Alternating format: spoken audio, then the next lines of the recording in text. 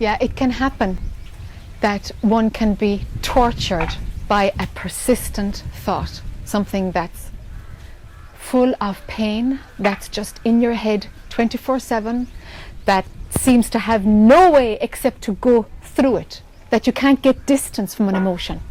I think everybody's probably had a dose of that one a few times, of where something just, there's no peace, there's no distance from a thought.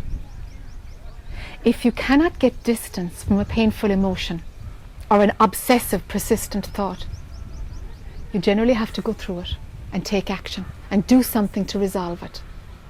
Very often the I that's going through a series of experiences, which is simply just how consciousness unfolds, very often the I needs to experience two extremes of something to find its equilibrium.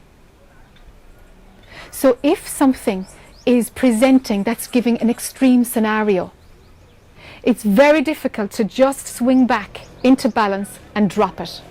If you can, fine, you've got some distance from it. If you can't get a distance from something, no matter what you try, no matter what you can do, you cannot see that it's just an emotion. If you're caught up in it, do something about it. Do something about it. Take action. Do what you need to do. Don't be afraid to present something that you would call your dark side. Don't be afraid to break your own rules and to take part in a behavior that you would deem absolutely not acceptable.